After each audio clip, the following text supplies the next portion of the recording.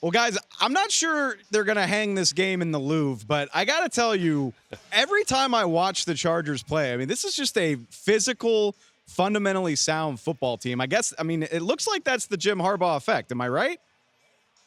Well, I think you're absolutely seeing Jim Harbaugh's blueprint and DNA all over this team.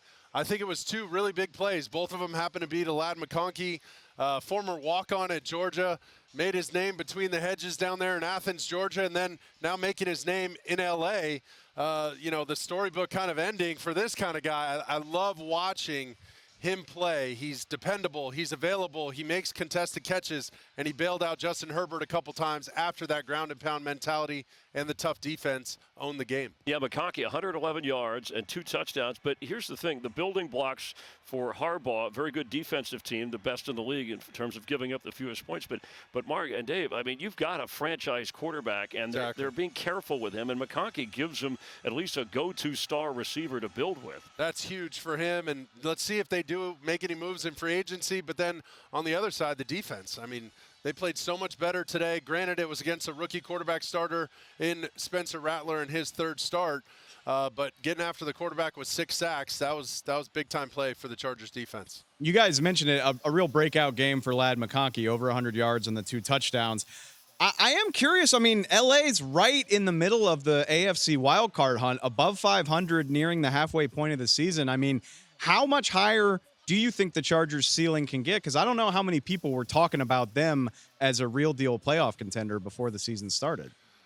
Well, I think if you talk to J.K. Dobbins, he said, hey, man, you're going to see us in the playoffs. They know what they have at quarterback. If they can get some of these playmakers to make the type of plays they made today, they're definitely going to have a shot. It's going to be more of a wild card approach because the Chiefs are kind of running away with this division, but they always play the Chiefs tough. Who knows what happens down the stretch? You just got to get through some of these tough games against teams like the New Orleans Saints who bring a physicality, but we're down personnel the last few weeks. Bruised and battered, you got to find a way to win, and they did. Yeah, and obviously our smoke effect for Halloween, and we wish you a happy one. But the offense of the Chargers, they had scored a second-half touchdown since week 1, and they got 2 today. They're getting their way out of the fog. Right, they're making their way through, and their schedule is favorable, to his point. They may not catch the Chiefs, but they're not an easy out with this defense, and they should be knocking on the door for a playoff spot as a wild card, at least most of the season. Absolutely. They're going to be right in the thick of it as this season starts to go on and get into the third and fourth quarter of the season. The Chargers might be a serious force.